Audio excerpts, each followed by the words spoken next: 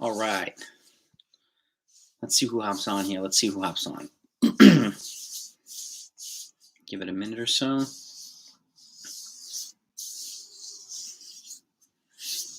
All right. Welcome, welcome, welcome.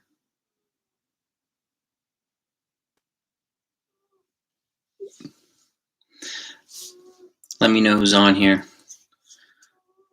Let me know who's on. Let me know in the comments when you just give me a hello in the comments so I can say hi back.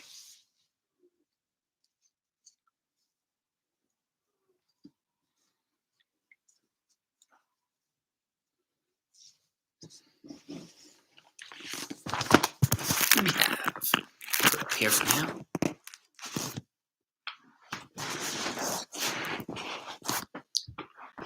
Who do we have on? Let me know you're here. Just say hello in the comments so I can say hi back. Welcome, welcome. So we're going to talk about, I'm going to go over a couple of stretches today and a couple of strength exercises that are running specific to really help your performance. This is kind of an underrated thing. And not everybody kind of really pays much attention to the flexibility side of it. So, and having 2 decades plus experience as a flexibility therapist, I want to share some insights with you, but I want to go over a couple of routines or just a couple of movements that are specifics. So if you have lower back tightness or knee pain or glute tightness and whatnot, hips tightness, we'll go through that. And I'm going to show you a couple of running specific exercises as well. And this is your first time to the channel, welcome. And if you like running content, if you're a coach or an athlete, make sure you subscribe to the channel right now. Hit the bell icon too. I have 200 plus videos of training content already for you. And I also have fully detailed stretching routines as well on the channel. Fully detailed videos and explained everything. And I've also got fully detailed training programs from the half mile all the way up to the marathon, all levels. So if you want good running content, this is the place to find it. So with that, I'm going to go over to I'm going to take you through a couple of stretches that are really, really important. So, and I have them written down in my book here. So, and if you have any other areas of interest or need, let me know in the comments and I'll take you through a couple of stretches and things that might be helpful for you. But I've gotten some requests for tight hammies, like lower back, knee issues, knee pain and whatnot. And some upper body tightness as well, or upper body strengthening exercises. So I'm going to take you through those regions today. And we're going to do a couple of movements, a couple of stretches, and couple of specific stretches. But if you want a fully detailed routine, watch the videos on the channel. And it's an active stretch routine as well, so it's a little different than static. And if the goal is to become, more loose and fluid, and to warm up the body, an active stretch routine is going to help you with that. Or if you ever have trouble, let's say if you're on a run and it takes you a couple of miles just to get loosened up, to feel like you're warming up and whatnot, an active stretch routine will help negate that as well. So it'll help you take advantage of full workouts, full runs, and just feel better throughout the day.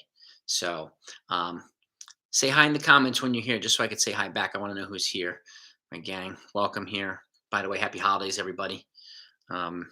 Happy, merry, whatever you celebrate, and welcome to the channel again. And it's good to see you on Saturday. And but let me know. Just let me know when you're here in the comments. But I'm going to take you through. I have a foam roller here. You don't necessarily need all these things. This is my stretch rope, which I use religiously. Okay, and I'll show you how to use it.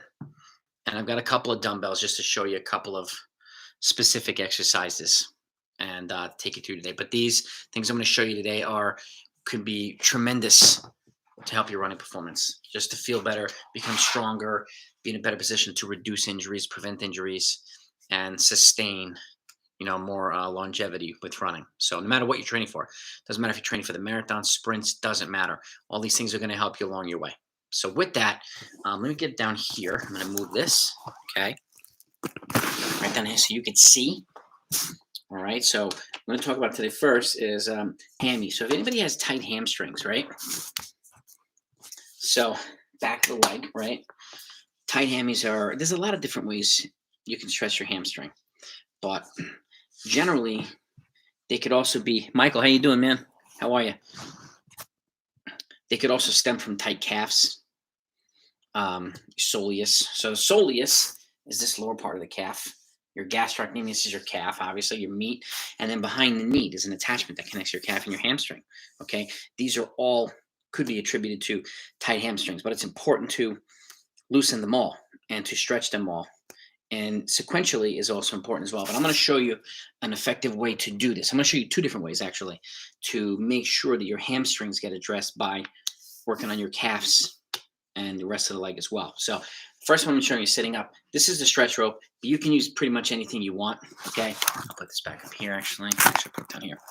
You can use anything you want, but I like the stretch rope because it's long enough to do what you need. Okay, so I have my legs straightened out here. I'll lower this a little bit. My legs straightened out, right? And my toes, see, my foot's here. So what I do is I lock my knee and put my toes upward. What I'm going to do is I'm going to stretch my calf first. I'm going to take the rope, and you can use a long sleeve shirt as well. Put it right under the ball of my foot. What I'm going to do with my knee locked, I'm just going to put my toes towards me. Okay? This is a way of getting the meat of your calf muscle, and you will feel it right away. This is also a good way of doing it instead of standing up so that you're not putting weight or stress on your calf or on your Achilles. Okay, this is a great way, and I'm holding it 2 to 3 seconds and then backing off. 2 to 3 seconds, then backing off. Okay, 2 to 3 seconds, backing off. And you see how I'm flexing my quad here? So you see my knees locked by the flexion of the quad. Okay, here. You will feel it immediately in the calf. Immediately. Now, what you can do if you want to get a little deeper, you lean forward and you do that again. Now it starts to go up a little higher in the calf towards behind the knee, approaching the hamstring. Okay, and again, you'll feel it immediately. About 8 to 10 reps, both sides. This is a great way to do it. Okay, now behind the knee. This is an area where not many people focus on, but I'm going to take you through it. So I'm going to use this just for my neck. Okay, lie down here. By the way, let me know if you can hear me. Okay, so keep the legs straight. Put the rope again on the ball of the foot. Okay. I want to make sure you can see my foot here. Okay. Now, what you can do also, you can bring your leg up as high as you can with your knee locked. Then you put the rope and you pull the toes towards you. Toes towards you. Okay. Towards you. Same emphasis. 2 to 3 seconds per stretch. 8 to 10 reps. Okay. Now, from there, you go right to the hamstring. Okay. Right to the ball, middle of your foot, and your opposite leg. I'll take you on this side here so you can see me a little bit better. The non-working leg is going to be bent, okay?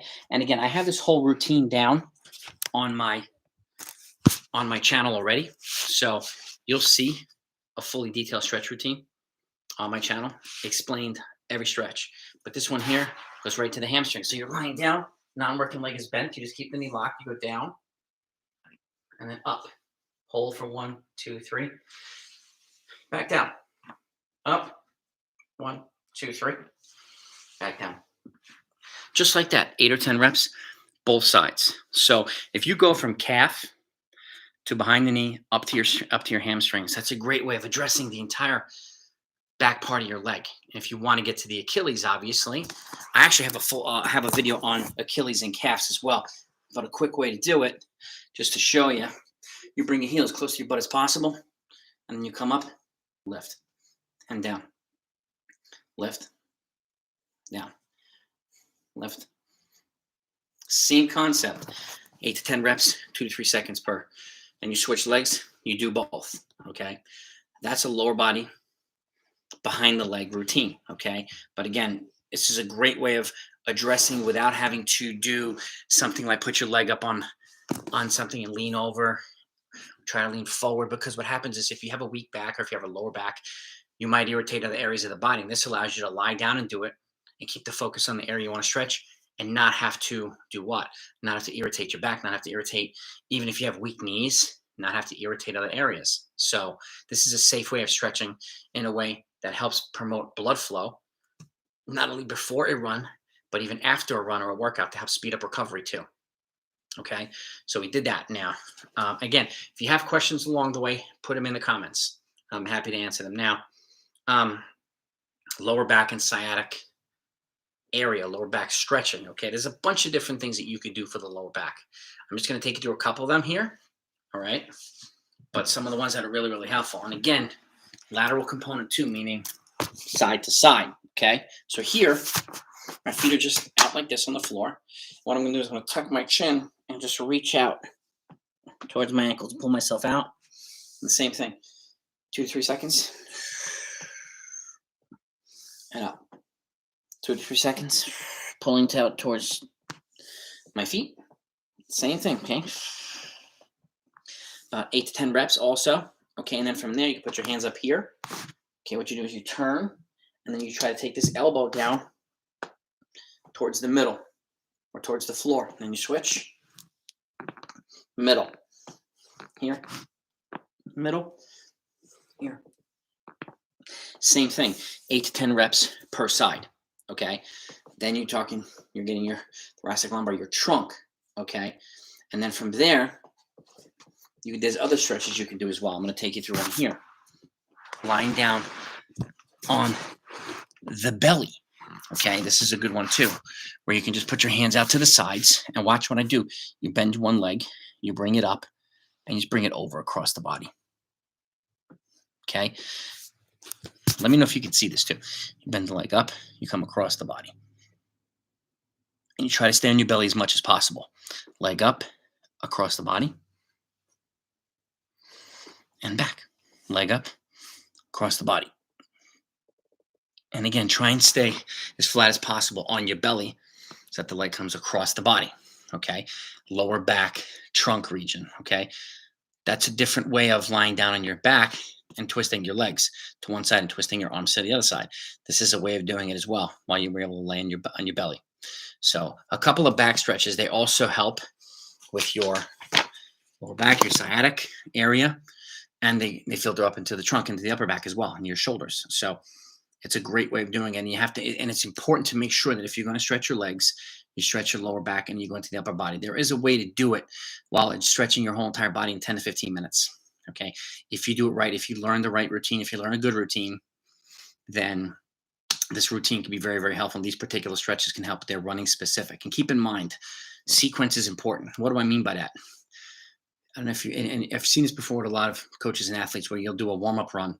And let's say it's cold weather and you're running a road race or a cross-country race, and you go out and do a warm-up of a mile, 2 miles, whatever it is. And then you're doing a static stretch routine after the warm-up. What that's doing is letting your body cool down. Okay, it's not warming your body up. Static stretching does not get the body ready for activity, does not raise the muscle temperature, does not get blood pumping through the body because you're not moving. Holding a stretch for an extended period of time can be counterproductive to running and sports activity, especially when you want to run fast. And if you do it after a warm-up, it's kind of defeating the purpose. So an active stretch routine is a different way of promoting blood flow and getting yourself ready, even for a warm-up before a workout or a long run or whatever it is. But the type of stretch routine and the order in which you do it is important. And again, take a look at my channel. If you haven't subscribed, make sure you do that. And don't miss the videos. Okay, I've got 2 fully detailed stretching videos there that take you through everything from lower body to your feet, ankles, all the way up to your neck. Okay, and running specific. And again, it could be any sport specific. You could be a construction worker, and this be a great thing for you. You could be an opera singer. You could be whatever you're doing. This is a stretch routine that's built for the everyday person. But it's especially beneficial for athletes who want to run fast. And if you're running and stuff like that, if you're running a long run, it takes a little while to recover, right? Or you may have done a hard workout or something you've never done before. You might be sore for a couple of days. This is a way of mitigating some of that soreness and recovering faster without having to take multiple days off, because taking multiple days off doesn't advance your fitness. If you're injured, that's one thing, but there's a difference between soreness and injury as well. And I actually have a video coming out this week about that, comparing the difference between the two. So it's important to know. And if you don't know enough about it, make sure you check out that video. Okay, don't miss it. Okay, now back to this knee protection. So there's a couple of different exercises. Okay, there's obviously stretches, and I would encourage you to watch my watch the video with active isolate, because I take you to IT band stretches. Okay, iliotibial band, and which connects from the outside of your hip all the way down to your knee. And if your IT band is tight, it can cause knee problems. And you can have hip issues as well. And it's important to do a routine like this. What I call this routine is spraying WD-40 on the joints and your ligaments. Okay, it oils them up and gets them ready for activity. Okay, so but some specific exercises to protect the knee in a functional way. I'm going to show you a couple of them right now, so that you have some of these things available to you. You may have seen some, you may have not seen some. That's okay. Okay, but there's a couple. Then there's a lot of variations in which to do them too. But I'm going to show you a couple now. So what I'm going to do is I'm going to take the foam roller. Okay, and here's my. Okay, you can put your leg underneath your foam roller, or you can sit up on your chair or whatnot. But leg extension. So if you're just here, and I'll put this down a little bit. Okay, leg extensions. You come up, you flex, and down, and you do one leg at a time. Okay, let's say you go up, and then you can do one leg this way, or you can alternate them if you want as well, but not both legs at the same time. You want to avoid that. You don't run with both legs at the same time. You run with one leg, working with each other. So the stretches and the exercises should be accordingly. Okay, it should be similar to the way you run. Okay, so again, and point your toes towards you. Keep the flexion on the quad. Okay, this gives you protection around the knee. Okay, and again, you can do it sitting up on a chair, just like you do leg extensions at a gym, with ankle weights, no ankle weights. So it's completely up to you as to how you want to do it. But that's one exercise, okay? And alternating, let's say you do 3 sets of 15 reps or 10 to 15 reps, all right? Additionally, you could do, okay, I'm going to stand up now, show you a couple standing up. So you're here. So you've got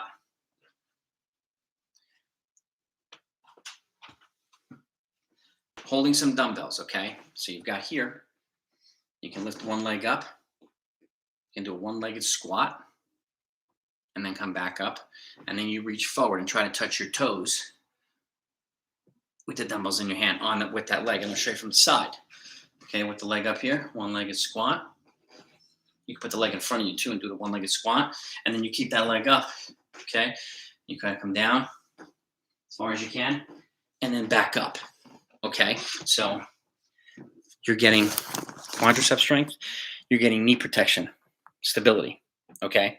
And all of which are important. I'm gonna come over here, it's a little bit lighter, brighter over here. Okay, so a little bit more room. Christmas tree behind me. But anyway, so those are important exercises. And again, if you guys have questions along the way, ask them. Whether it becomes strengthening or flexibility, ask questions right now. You have me here, okay? So we've got that. We've got, and again, like I said before, you could sit, and I'll put this right here. You could sit on a chair, on a bench, okay, just like you're doing here. And again, do the same thing here. Okay, up, out, up, chair. Instead of on a foam roller, okay? Flexion in the quad, locking of the knee, keeps the isolation. Here, here. Why do I flex the feet too? Well, think about it this way. When you're running and you address your feet, right? Are you doing this? Are your toes down or your toes up? Look at the difference. Toes down, my knee goes here. Toes up. So just by elevating your toes and flexing them, you get more knee lift, okay, which can help help enhance your running. So it makes you a more efficient runner. You can cover more ground with less energy. Hola, there he is. What's happening? So good to see you. Good to see you. So just these little tinkers of movements, okay, can work wonders for you. Okay, so those are specific exercises. And again, nothing crazy, but the one-legged squats. And again, I'll show you here. Okay, I might be headless, but okay, one-legged squat. You come down. Okay, and then if you're here with dumbbells, you try to come down and you reach up. Okay, 8 or 10 reps, 3 sets, both sides. Okay, super functional, but it's a great functional way of building leg strength, which in turn means you're not having to work as hard to do things, okay? The more strength you build, the more you can handle hilly running, rolling runs, long runs, harder training, sustained amounts of hard training too. So these specific movements are critical. All right. And again, if you guys have questions, ask them in the comments. Okay. Now, just those. I'm not going to go over a whole bunch of them because I want you to be able to emphasize a few points here. Okay. Now, upper body. Okay. I'm going to take you down here. Those folks that do upper body stuff, obviously, I'm going to take you through push-ups. But how do you do push-ups? Okay, you see a lot of people have the elbows out here. That can irritate your shoulder. So here's a great way of doing it. Okay. And this I do a lot of. Okay. Take your hands, put them right underneath your armpits. Okay. Tuck the elbows in. You can even widen your feet. Okay. And I'll take you in the side angle too, but you're here, coming up, and I'll actually take you here so you can see my body. Okay. Body straight. Elbows are in. Down, up, down, up. You can even tuck your chin. Down, up. We're not doing this. We're not doing this. Body straight. Elbows tucked. Down, up. Okay? Keeping your body posture is important when you're doing push-ups. And they are a very underrated, very valuable exercise component for running, especially when you're doing longer stuff. Half marathon, marathon. One of the things that gets tired, aside from obviously your legs, is your upper body. And once you get tired and you get fatigued, your forms start to get sloppy. And one of the most important things when it comes to marathon training and half marathon training is what? Preserving energy. Okay? Energy conservation. It's not like a 5K or a 3K or a mile. You can't come back next week and do it again. So that's something to keep in mind. So the more efficient you are, the better off you're going to be. Okay? If you have already covered, I can catch you on the rewatch. An issue I've been having is sharp pain or pull below my calf and above the ankle. So, I did mention it's crazy. So let me know if this is the right spot, first of all. Are you talking like right here? So your calf, ankle, right here, the midline? Is that where you're pointing at? Been in the middle out 3 miles, and on mile 4, I've had this pull, sharp pain. Thought by mile 3, it should be very loose. Yes, so that's called the soleus. Okay, I actually have a video on the channel that specifically focuses on the ankle, calf, and the soleus. There's so many people that have soleus issues, and keep in mind, what shoes you type of wear. I mean, what type of shoes you wear is important. Your foot strike, whether you're heel to toe, whether you're midfoot, and whatnot, the type of surfaces you run on, they all factor into play. Okay, but it's important to have good ankle and foot flexibility, okay?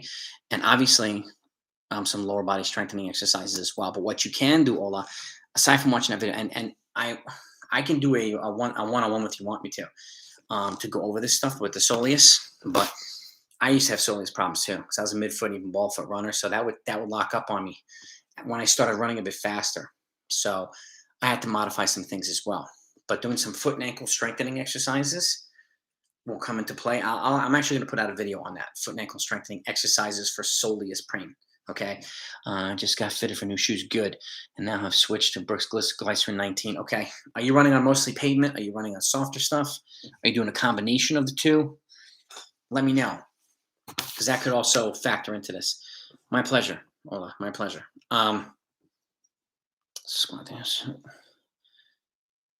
Pavement. So that's one part. Okay, pavement's a little bit tougher. Okay, so it beats up the legs a little bit more. So more padding in your shoe, more cushioning in your shoe will factor into play. Will help. Okay, and pavement's tough. I mean, pavement really is tough. I mean, we did a lot of it in college and even post college, and it depends what you have available to. If you happen to have dirt and trails available to you, or grass or whatnot, even if it's hilly, take advantage of it. It's more forgiving on the legs, and uphill running is actually easier on the legs than downhill and flat running. Okay, and sounds crazy enough, but it's true.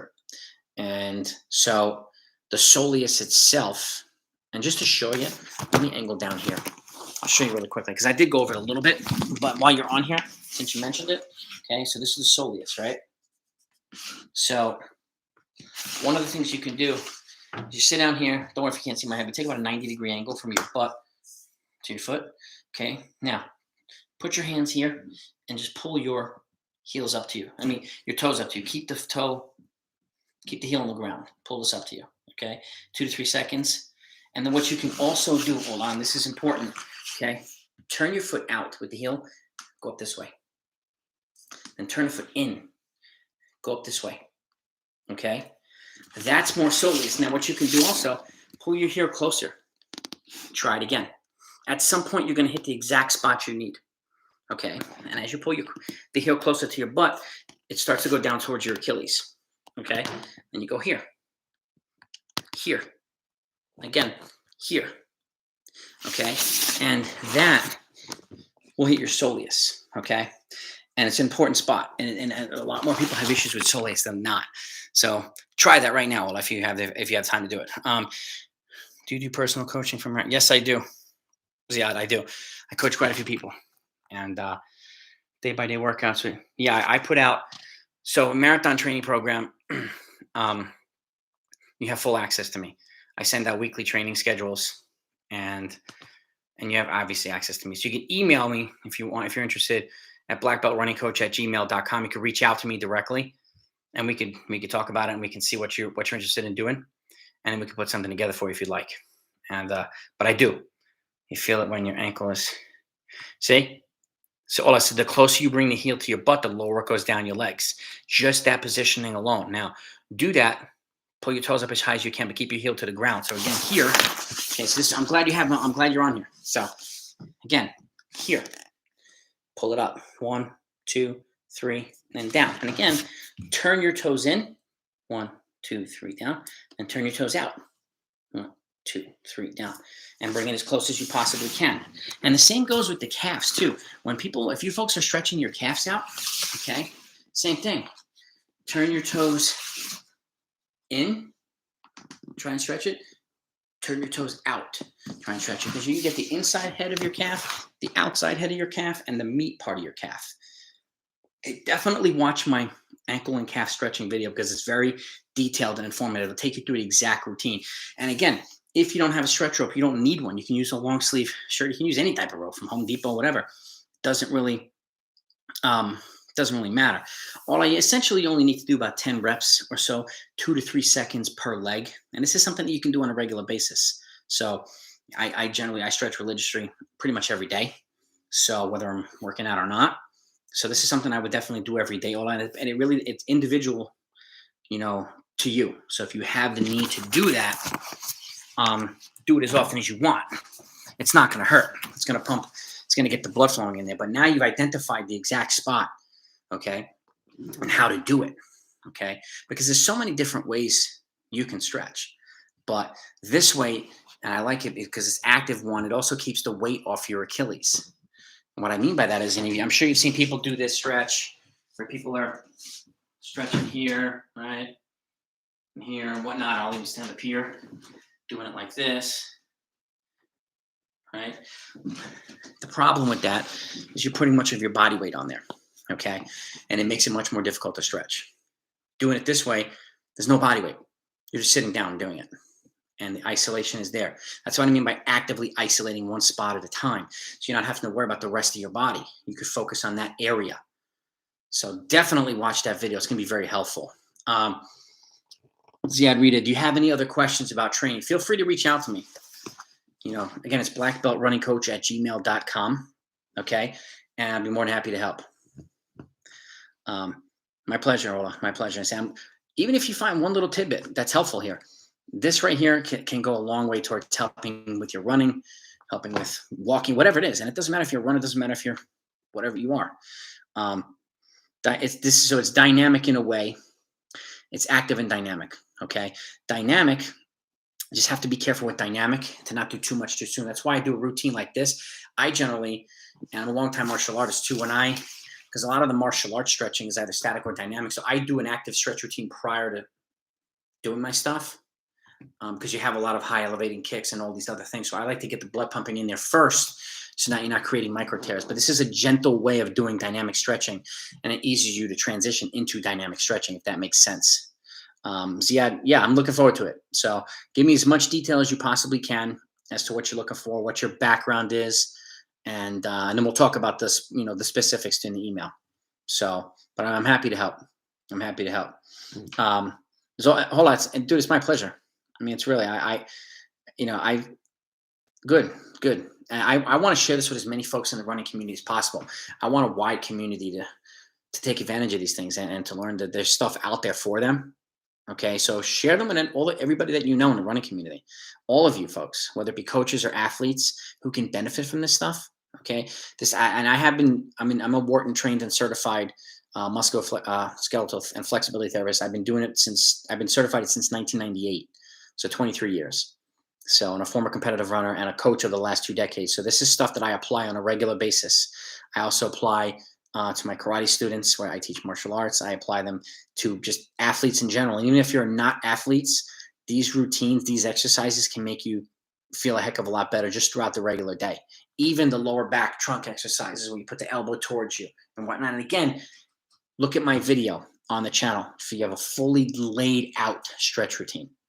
Okay. And it'll also help you identify the difference between soreness and injury. And again, I'm going to be doing a video about that this week too. And I'll be dropping it midweek. So look out for that one too. So make sure you're subscribed so you don't miss it. But yeah, please do. I'll share it. And I'm happy that, those running groups I have, if any of them have questions or need help, let me know. Have them let me know. Give them my contact, give them my channel and stuff. So I'm happy to help.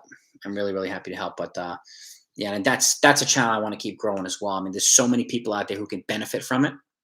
And I want that to happen. So, I want people to know that this is available to them. And again, you don't have to be world-class athlete to benefit from this stuff. This is all applicable to masses. So, but I wanted to take you through a couple of specific exercises there.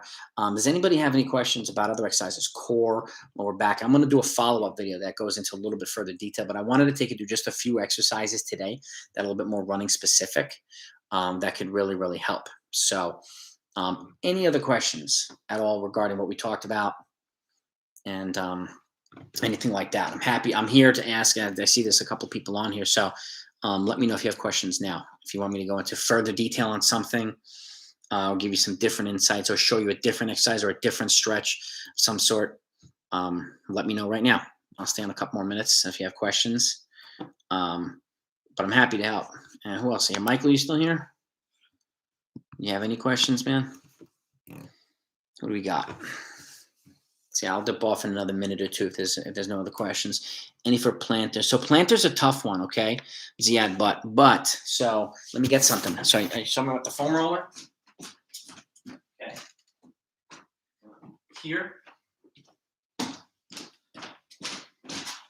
This is something that you can utilize, and it can be gold, honestly, for your plantar. So one of them, just on a regular basis, you have your foot, you just roll back to forth, okay? Back to forth, back and forth, okay? And then when this is comfortable, you stand up, okay? You put your weight on it. You can even do both feet at the same time, back and forth. And let me show you the side angle here, okay? I mean, you can't see my head, but that's okay. Here you roll to the back, roll to the front, roll to the back, roll to the front, okay? And then what you can do is you progress from a foam roller to something harder like a baseball. And then you put your weight on the baseball, and that really, really helps to work your plantar. But also a good foot and ankle strengthening and flexibility routine. Okay, Ziad will go a long way towards helping you with plantar issues as well. So if you haven't subscribed, do that now. Watch my video on the foot and ankle flexibility because I go over that stuff. It helps you loosen up everything that surrounds the plantar, your toes, your ankles, and everything else. Flexion, upward, downward, rotational, and all things that can help you not only with running, but walking, and just in general with your feet and your posture. That'll be a really, really great video for you to watch. So who else? Oh, I'm getting a bunch in now. Yeah, that's a good one. Almost done. That wasn't so. All right, hand me out here. Hi, long-time lurker watch. Welcome, Adita.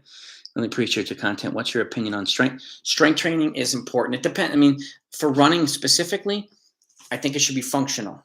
Okay, a combination of certain things like whether it be arm curls or shoulder presses or push-ups. But if you're training for running, then a lot of the strength training should be functional, lower body and upper body. Okay. So if you, I'll actually do a video on a running specific strength training routine. All right. And I'll do a couple of them. So,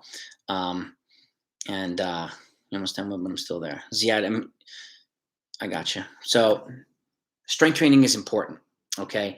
But again, to not overdo it. And again, it should be specific to the activity that you're participating in, if that makes sense. Yeah, you use the golf balls. Well, golf ball, baseball, absolutely. Foam is a good starting point, especially if you have tender plantar issues, and then transition into something more stiff and more harder for your foot. So, how many times a week? 2 to 3 times a week. Honestly, you only need a 15 to 20-minute routine. If you're doing it consistently, and you can knock out a routine pretty quickly. It doesn't have to be over extensive. It doesn't have to be crazy. And again, a lot of the stuff that I put out there is built into your everyday life. So things that you can fit into your life. If you're married with a family, you have a job, you have a school. So the things that I do will work, and they're all condensed in time. So again, so you're not spending hours and hours and hours doing them. But they should be specific to the activity you're participating in, Medina. Does that make sense? 5K runner, is it good to be hip strength? Yeah, Battlefront, yes, it is. Hip strength, glute strength, quad strength, hip flexor strength. I'll take you through.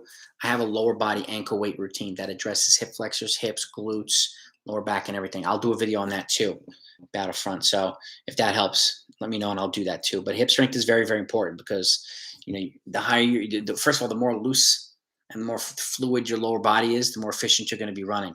And the stronger it becomes, the more protected you're going to be against injuries, and the more protected you're going to be towards longer races, half marathon, marathon, and stuff like that. Things break down. So the more protection you have in terms of strength and range of motion, the better off you're going to be short term and long term. So hopefully that helps as well. But I will do, actually, hang on, I'm writing this stuff down here. This is my training book for this channel. So what do we have here? So I'm going to do for Aditya, if you're not subscribed, make sure you do that now and hit the bell icon so you don't miss. Aditya, so strength training, strength routine, running.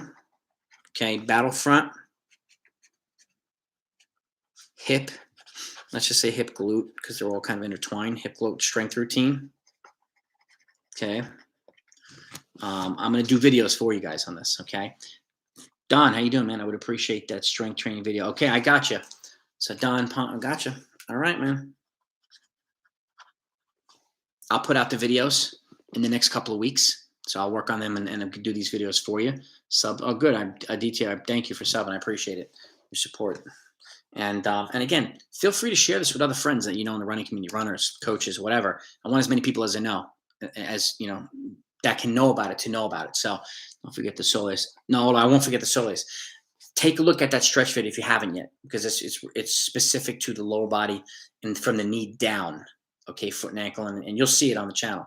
And there's a lot of Soleus focus in there, but I'll take you through a couple of things in terms of calves that also deal with the Soleus too. So I'm going to do calves, Soleus, strength. Okay, so I got you all here. And got you all down here and the types of videos to do for you, okay? And I will not forget, but I appreciate you. Does anybody else have any questions? Did the stuff I went over today, was it helpful at all? Let me know. And if you want more stuff like this, whether it be a video or a live stream, let me know. Live streams, you have direct access to me, so you can ask me questions on the fly. So I'm happy to do that too. The live streams are generally Saturday afternoons. So if that time works for you guys, I'll keep it that way. And come on down, buddy. And let me know if there's anything else I can do. And if you have any other questions, I'll keep it rolling here. Wait a minute. Goal race September 25th. Ziad, planning 2 races before then. Think okay. So September. What's the goal race, Ziad? Let me write this down too. Goal race 9/25/22. What is it? A marathon? Is it what kind of race is it? Yeah, no doubt at all. It's my pleasure. Yeah, I definitely want to grow this channel. I want to keep it growing. So, down foot. Also, how many grams of protein should I eat right before you run? That's dependent on the person and how well they process food. Berlin Marathon. Okay.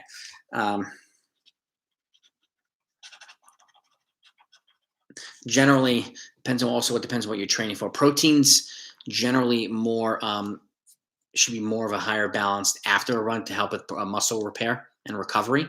So a kind of an even balance between fat, carbs, and protein prior to running, but also giving yourself enough time to digest food that's easily digestible. So I wouldn't suggest eating a lot before a run. I would give yourself a couple hours if you can, so that your body is processing the food, and you feel a heck of a lot better heading into a run, especially if it's a hard workout or whatnot. You want to give yourself a little bit of extra time, but protein should be the majority post workout specifically for muscle repair, especially if you're training for the marathon, you're doing long runs and stuff like that. So a hard workout. So Berlin marathons, yeah, I got you here. Okay, and you were 2 goal races. I mean, if you're gonna run, if I could recommend anything, it would be a half marathon before that, and maybe a race here and there. But if you have any questions and need help with Berlin, let me know.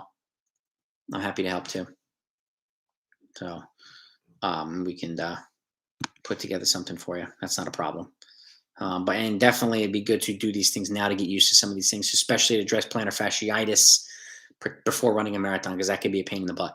So doing some strengthening, doing some flexibility now to build a nice foundation so that you can train for whether it be marathon or whatever you're training for will be a good thing. So that's why another reason why I want to do these videos, because I want to talk about these little things that get overlooked so easily by so many people. So any other questions, folks? Yeah, it's definitely I want to get this channel. I mean, all I know is my baseball channel's up over 6,000. I'd love to get the running channel there too, but I want to help as many people in the running community as possible. I want to give back to a sport that was really, really good to me. So, and did about 15 marathons. Okay, very experienced, but cannot coach myself. Well, that's what people like me are here for, is the odds. So, to help give you guidance if you want it. Thoughts on question? Custom insoles for plantar. Yeah, I mean, custom insoles for plantar, I would probably orthotics made by a podiatrist would be, or I would at the very least consult with a podiatrist first so that he or she can recommend the type of insoles that are best for you. But I know a lot of people who get insoles put in for plantar issues, and they're helpful. So they're helpful. Creatine is beneficial mainly in terms of recovery as well as strength. Don, in moderation, yeah, in moderation, Don. I mean, there's nothing better than a balanced, just eating the right things, because the more natural nutrients you're going to get from food. But yes, in terms of protein, muscle repair, stuff like that, creatine can be, a beneficial component too. But I just want to make sure that we're not using it as a way of putting on size and bulk, because that can be counterproductive if you're training for long races, if that makes sense. So, yeah, well, I mean, yeah, I want both of them to.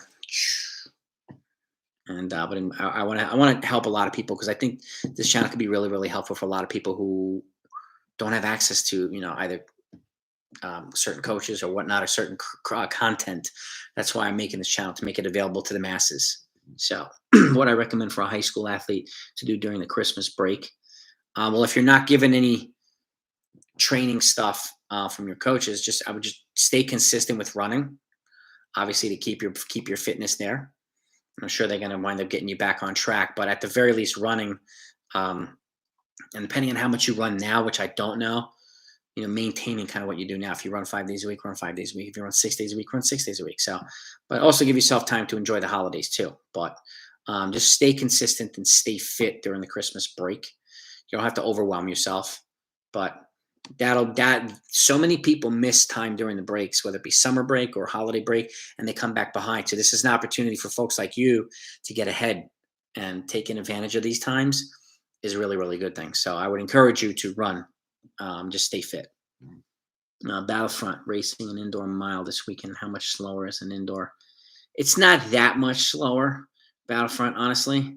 There's a lot of fast miles running on the indoor track. So, and again, you're not having to deal with the weather conditions. There's a little bit of adjustment in the beginning because of the air differential. So sometimes if you might be coughing a little bit after an indoor race or an indoor workout. So, but it's not that much of a differential. The turns are tighter. There's 8 laps instead of 4. But the key is just how to navigate the turns, putting yourself in a good position in these races to make sure that you're not running more than you need to run. Okay. And, and just kind of taking the race as it comes, and learning how to race in packs of people, learning how to race by yourself. And that's where good training comes into play too, because you'll learn how to race in different scenarios. But honestly, there's not a ton of difference. I know some people who run faster indoors than you do outdoors. It just really depends on your strengths and weaknesses. So, and there's not many good opportunities outdoors because a lot of, especially early on, there's a lot of windy, rainy meets. So, capitalizing on good weather is, and the weather's always good indoors. So, capitalizing whenever you can is a good idea. Also, some indoor tracks are banked. Yeah, hold on. Bank tracks are phenomenal. I mean, some of the best one, Armory in New York, Boston University, and BU. There's a lot in the South or on the West Coast too. But the two fastest tracks I've ever run on were the Armory and Boston University.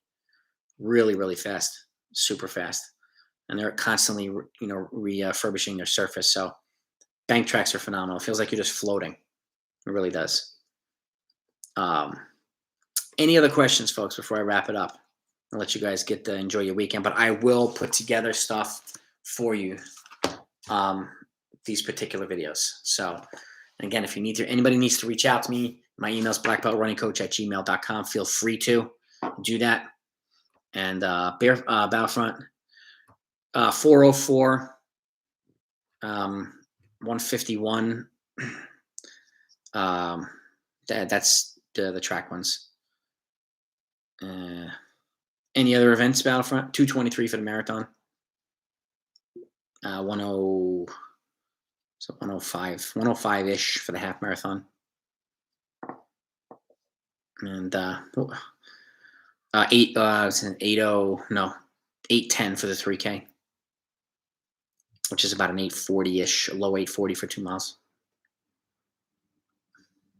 My pleasure, Ola. It really is my pleasure, and thank you guys for coming on. All right, cycle once a week, 50 miles. That's a long cycle day. Okay.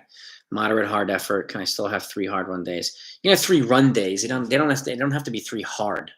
You don't have to go hard that many times per week. It's a balance out of how you put things together. So let's talk about it. We could put together a balanced approach for you, because that'll help keep you healthy too, and help you mitigate stuff like plantar issues and help protect yourself against other things. The balanced approach is key, and consistency is key. And the more balanced you are, the easier it is to become consistent with training. Okay. And depending on what you're doing too. So it's called periodization. You have to let your body adapt to a certain training stimuli, whether it be increasing volume or starting to run faster. Ideally, you don't want to do both at the same time. You want to increase one and then plateau off, let the body adapt for 3 or 4 weeks, and then make a modification. But the key is making sure that you're training in the right training paces for you, not other people, for you. How do you do that? There's a couple different ways you can do it. You can run a mile time trial or a 2 mile time trial after about 6 to 8 weeks of running, because that'll give you an idea of your current fitness. And based on what you run for these, so like that mile race will give you an idea of where your fitness is, and then you set your training paces accordingly. Okay. And just as I actually did all this work. There's 2 more videos on the channel too about that, and then how to set the right training paces based on what you run for these things. So you know what you're running, for the easy runs, your long runs, your workouts. So making sure that you're training in the right paces based on your current fitness makes it easier to work towards your goal fitness. And it also keeps you healthy. It helps prevent you from getting sick, or both. You don't want to get sick and injured at the same time. So, and a lot of folks overtrain, and they'll do too much too soon, and they'll either wind up peaking weeks early or getting hurt or sick. Neither one is ideal. So doing the right things at the right time puts you in a position to run your best when it counts the most. Okay. And that's the key. So, but let me let you go, folks. And again, reach out to me in the email. If you have any other questions, feel free. And thanks for coming on. And again, have a great week. And I will hopefully see you next weekend on the live stream. Take care.